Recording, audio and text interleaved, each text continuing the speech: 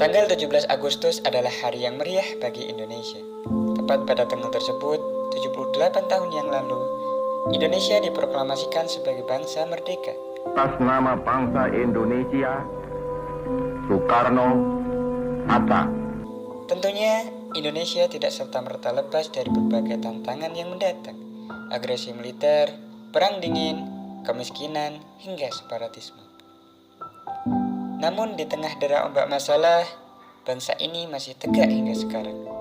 Hal ini hanya dimungkinkan karena dasar negara yang kuat, konsisten, dan diterima oleh masyarakat, yaitu Pancasila.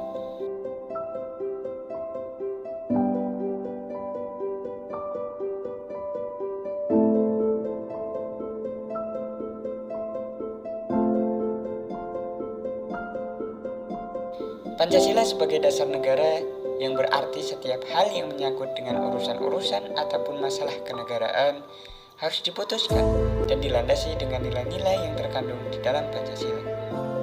Jika berkaca dari isi pembukaan Undang-Undang Dasar Negara Republik Indonesia tahun 1945, maka semua pihak yang ada di dalam negara Indonesia wajib menerapkan nilai-nilai yang terkandung dalam Pancasila.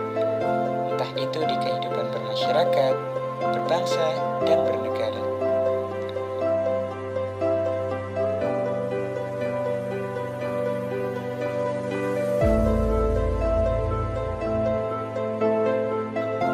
Sayangnya dalam prakteknya, Pancasila sebagai dasar negara seringkali dilupakan dan tidak dijadikan landasan dalam pemutusan berbagai macam hal yang berkaitan dengan negara Indonesia dan rakyatnya. Dalam hal pendidikan misalnya, beberapa tahun yang lalu, pemerintah mengeluarkan kebijakan mengenai sistem penerimaan peserta didik baru, yaitu sistem zonasi. Zonasi, sebuah kata yang terdengar sangat tidak menyenangkan di berbagai macam murid di Indonesia. Bagi orang tua, zonasi umum di kota Surabaya resmi dibuka pada tanggal 18 Juni. Pemirsa, sistem zonasi pada penerimaan peserta didik baru atau PPDB 2011 menuai polemik. Ya, wali murid yang memiliki anak berprestasi protes lantaran tidak bisa masuk sekolah unggulan. Awal mula diterapkan, sistem zonasi memang sudah ditentang oleh banyak pihak. Sistem ini dianggap tidak menekankan nilai dari calon peserta didik, namun pada jarak atau radius antara rumah siswa dan sekolah. Sebab sekolah harus menerima siswa yang 90%-nya ditentukan oleh jarak rumah. Walau sistem zonasi bertujuan baik dengan mendekatkan sekolah dengan tempat tinggal siswa, namun pada implementasinya harus dilakukan pengkajian ulang. Nyatanya, sebagian siswa maupun sekolah harus merasakan dampaknya. Lainnya pemirsa, dampak sistem zonasi penerimaan peserta didik baru atau PPDB tak hanya membuat banyak siswa sulit mengakses sekolah negeri. Di sejumlah daerah, sistem zonasi justru membuat sejumlah sekolah justru kekurangan murid. Di Solo, Jawa Tengah, sebuah sekolah dasar bahkan hanya mendapatkan 1 murid pada tahun ajaran baru ini. Aza merupakan satu-satunya siswa yang diterima di SD negeri tersebut pada tahun ajaran baru 2022-2023 ini. Meski belajar sendirian di kelas, Aza mengaku tidak kesepian dan tetap semangat bersekolah. Guru kelas pun mengaku tetap semangat mengajar meski hanya memiliki 1 siswa.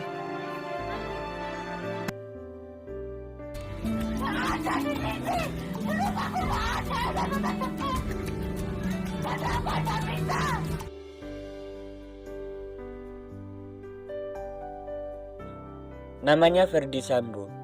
Ia tidak terlalu pintar, apalagi berprestasi. Nilai rapat yang ia peroleh selama di bangku sekolah bahkan pas-pasan. Namun betapa beruntungnya dia. Jarak rumahnya dengan sekolah favorit di kotanya hanya 500 meter. Namun sebaliknya, lihatlah dia. Siswa bernama Ridwan Bani Adam, seorang anak yang sungguh pandai lagi cerdas. Bahkan ia tak pernah meninggalkan peringkat pertamanya selama di bangku sekolah. Bahkan ia menjadi lulusan terbaik di sekolahnya. Namun sungguh malang nasibnya.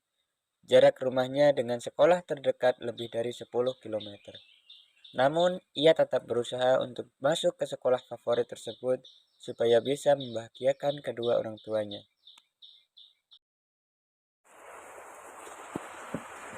Selamat siang, Pak. Saya mau mendaftarkan sekolah di sini.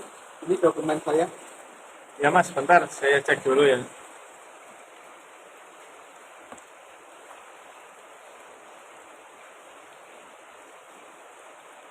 Wah, ini atas nama Mas Ridwan ya? Di Ya, sini Pak. terdeteksi Mas berdomisili lebih dari 10 km Mas. Jadinya nggak bisa. Soalnya sekolahan kami hanya menerima yang berdomisili kurang dari 2 km Mas. Jadinya Aduh, nggak Pak, bisa. tapi kan nilai saya ini bagus, terus prestasi-prestasi saya juga banyak. Wah, tetap nggak bisa Mas. Soalnya ini udah kebijakan pemerintah. Jadinya nggak bisa. Tapi kan Pak, saya udah nggak ada sekolah lagi yang lebih dekat dari sini. Wah, maaf sekali Mas, tetap nggak bisa Mas. Soalnya saya nggak bisa melanggar kebijakan pemerintah. Ya udah Pak, terima kasih.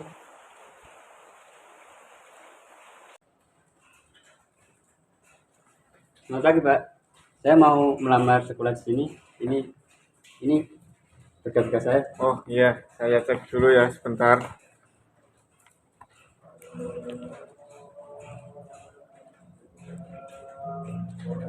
Atas nama Mas Ferdi Sambo ya? Wah, Iya, Pak. ini rumahnya dekat sekali, cuman 500 meter. Mas Iya, Pak. langsung bisa diterima di sekolah ini. Seriusan, Pak? Iya, seriusan. Alhamdulillah. Terima kasih banyak, Pak. Iya, sama-sama Mas. Loh, piye nang? Kok wis bar ketampa ora?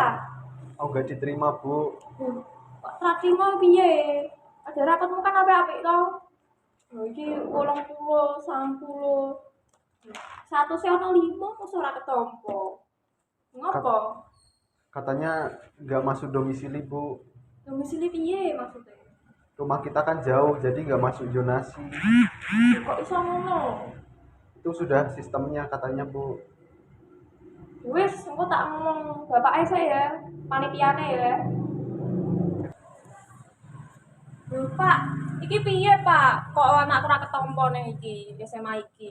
Wah. Padahal nilainya apik-apik lho. Wah, anak ibu ini rumahnya jauh 10 kilo. Sekolahan kami ini hanya menerima yang berjarak berdomisili kurang dari 2 kilo, Bu. Jadinya nggak bisa masuk. Lho, kok iso ngono? Padahal biyen aku mlebu sekolah SMA ini langsung maklum lho. Lho saiki dari kaya ngene. Ya nggak tahu, Bu. Soalnya ini sudah peraturan pemerintah. Saya cuma bisa menjalankan, nggak bisa seenaknya sendiri, Bu. Wah, peraturan opo ora cetha. Wis yo enak tarabike wae wis.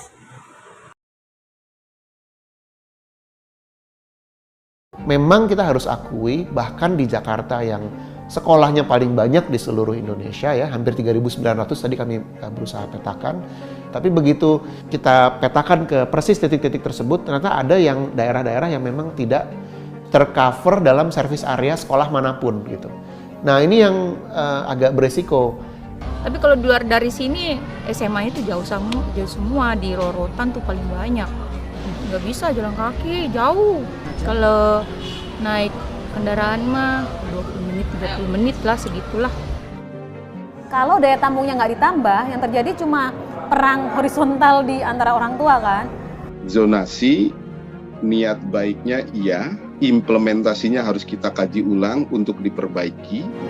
Berbagai macam masalah ini tadi ya, kualitas guru, ketimpangan infrastruktur, dan lain sebagainya yang udah sempat kita bahas, saya masih nggak ngerti posisi zonasi ini sebetulnya bagaimana gitu, menuntaskan masalah yang mana duluan gitu. Jadi kurang apa ya, ya mungkin kurang radikal gitu kebijakannya. Jadi ya kurang menyasar pada masalah pada level akar gitu. Konsekuensi dari Pancasila sebagai dasar negara Indonesia adalah adanya kewajiban untuk menjaga, mempertahankan, dan mengembangkan nilai-nilai Pancasila sebagai dasar yang mengikat seluruh rakyat Indonesia. Hal ini juga mengimplikasikan bahwa seluruh tindakan dan kebijakan pemerintah harus selalu memperhatikan dan memperkuat nilai-nilai Pancasila demi terwujudnya negara Indonesia yang adil, makmur, dan sejahtera. Oleh karena itu, perlu dilakukan evaluasi terhadap setiap kebijakan pemerintah agar kebijakan tersebut dapat lebih mengarah pada nilai-nilai Pancasila dan dapat memperhatikan kepentingan seluruh rakyat Indonesia. Evaluasi tersebut harus dilakukan secara transparan dan melibatkan partisipasi publik sehingga kebijakan yang diambil dapat berdasarkan aspirasi dan kepentingan seluruh masyarakat.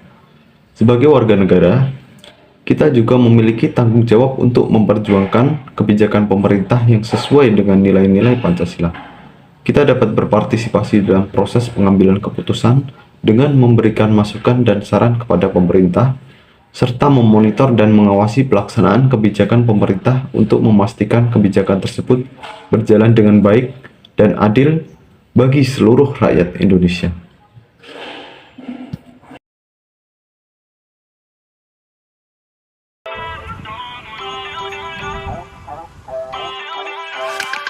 Feel uninvited, left home in West LA, I'm not excited, so uninspired, on my way to play the bay while you're alone. This girl's a wonder, she loves me, yeah, she needs to